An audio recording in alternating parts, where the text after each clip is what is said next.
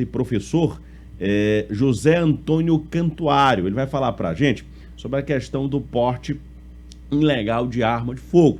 A gente sabe que em diversas situações acontece, Efrem, isso em especial no interior do estado, aquelas pessoas que portam ali uma espingarda, uma arma, e aquilo acaba acontecendo, infelizmente, um acidente, onde crianças, na maioria dos casos, são vítimas, né, por um tiro acidental. A gente vai conversar com o doutor a partir de agora para saber como é que os pais, como é que o responsável pelaquela arma, ele pode ser penalizado. Bom dia, doutor, seja bem-vindo ao nosso programa.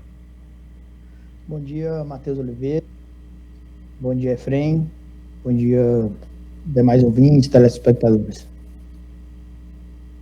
Doutor, o responsável pelaquela arma de fogo, como é que ele pode ser penalizado quando acontece algo dessa natureza? Bem, depende. Nós temos vários delitos, né? Se a arma for registrada, ele não responde pelo uso da arma de fogo, né? Se a arma não for registrada, ele responde por posse ilegal de arma de fogo.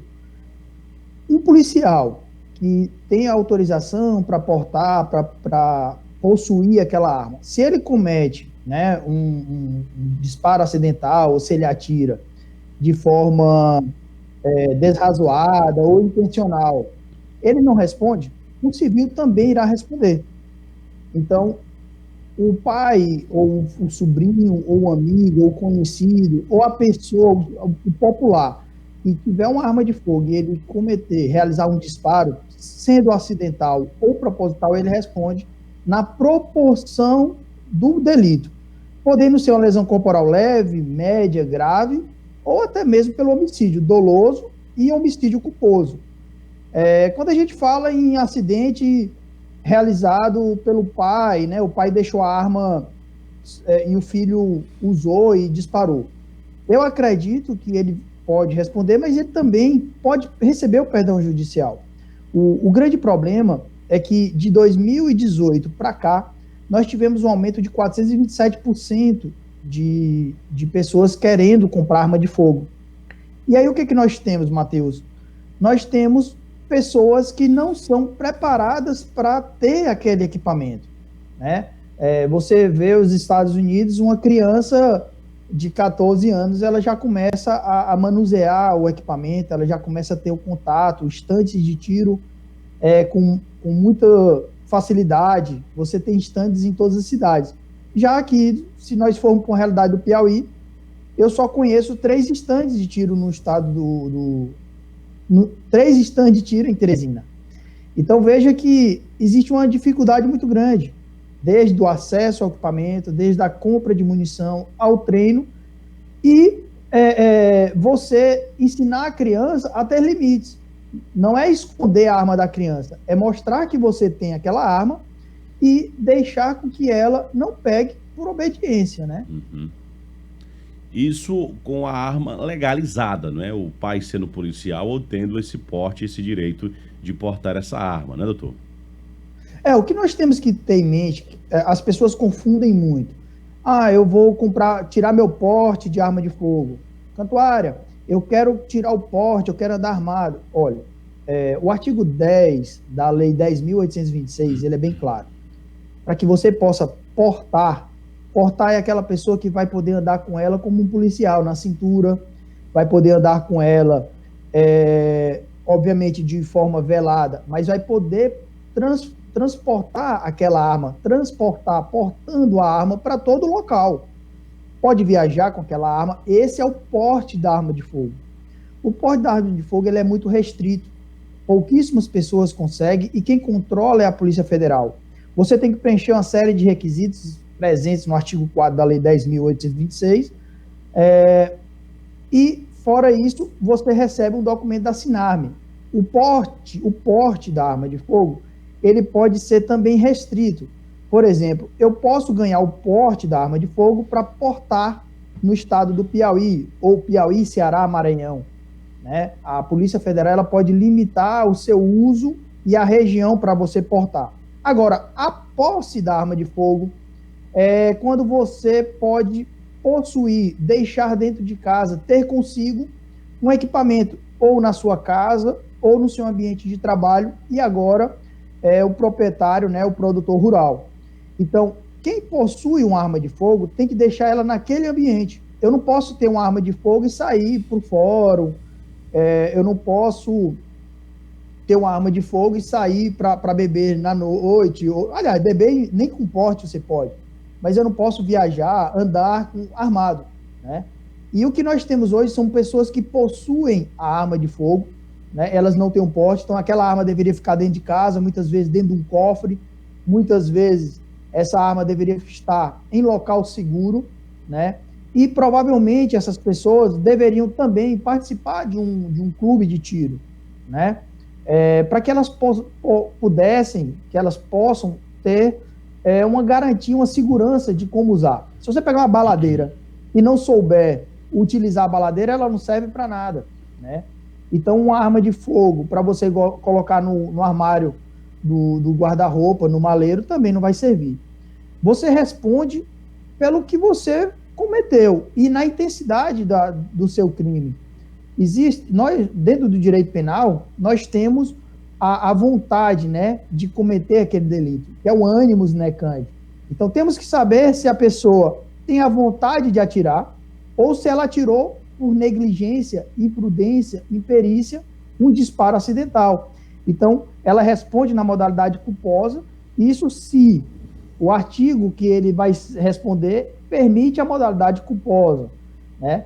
Então, eu posso cometer um homicídio culposo, que eu agi por culpa, imperícia, imprudência, ou homicídio doloso, que eu tive o dolo, a vontade, a intenção de disparar, de atingir, de matar, de ceifar, ou de lesionar aquele sujeito. Efraim? Vocês devem ter acontecido muito acidente com criança, né? A gente tem visto muitas crianças que são vítimas porque pegaram, ou porque o irmão atirou nelas porque pegou a arma de forma indevida, ou porque elas mesmo, por curiosidade, pegaram essas armas dos pais. Qual é a orientação que o senhor dá? Efraim, eu não sou um especialista em armamento, né? Já tenho alguns cursos de tiro, mas o que eu posso dizer uma arma dentro de casa, ela é um equipamento de alto poder lesivo, né? É como um carro. Eu, modesto, sem nenhum receio, em Teresina, na minha época, há 20 anos atrás, né? 25 anos atrás, era muito comum um jovem sem habilitação poder dirigir. Isso é totalmente... é uma imprudência, eu não recomendo, mas veja que aquele jovem que teve um contato lá no sítio, na fazenda, no interior com o carro, quando ele passou a tirar a habilitação, ele já tinha uma prática, uma expertise, ele já tinha uma experiência com o manuseio do carro, ao ponto que quando foi poder transitar normalmente nas ruas de Teresina, já devidamente com habilitação, ele conseguiu fazer com maior desenvoltura. Eu penso que um pai, uma mãe, ou uma pessoa que tem uma arma dentro de casa e tem uma criança, a primeira coisa, ele tem que colocar limites. A criança, ela deve saber que aquilo ali, ela não pode pegar, né?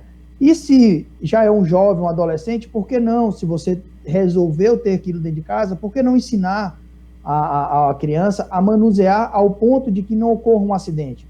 Porque se você consegue saber destravar ou travar, se você guarda um equipamento desmuniciado, que é o que exige a legislação, né? Se você tem que tem que ter o equipamento desmuniciado, evitando assim um acidente. Se você tem todas as cautelas e as precauções que a legislação determina, dificilmente você vai ter um acidente dentro de casa. Nos interiores é muito comum nós vermos pessoas se acidentarem com espingardas, mas porque o pai, o tio, o irmão sai com armas muitas vezes clandestinas, muitas vezes aquelas espingardas, cartucheiras artesanais, e elas não têm aquela trava. Então, quando ele chega da caçada ou chega do local que eles estavam com aquela arma, eles deixam ela em um local de fácil acesso, como eu disse, né, que a pessoa tem que ter um cofre, mas a pessoa deixa de fácil acesso, de forma irresponsável, de forma culposa e municiada. Então, aquela criança, muitas vezes de forma, por ver a pessoa usar, quer usar também, né? ela acaba pegando e colocando nas costas, começa a brincar e bota o dedo no gatilho e a arma tem um cartucho. Obviamente, se aquele cartucho não tiver sido deflagrado, se aquele cartucho estiver devidamente carregado, municiado, ele vai disparar. E havendo disparo, se nós, infelizmente, tivermos alguém no alvo, né, na linha de fogo, a pessoa provavelmente será atingida. Doutor, para a gente finalizar, em relação da questão da penalidade, através de fiança, existe a questão da prisão, como é que funciona? Vamos lá. Porte de arma de fogo. Você pode portar, transitar em qualquer local, a não ser que, devido ao artigo 4º, né, parágrafo 1º, existem as limitações. Se você estiver portando, você não vai responder nenhuma penalização. Posse é você ter uma arma registrada dentro de casa e você pode possuir aquele objeto dentro da sua casa ou no seu ambiente de trabalho.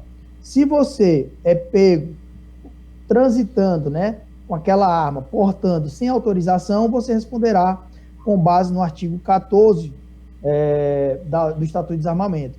Se a arma for de uso restrito, você responderá com base no artigo 16.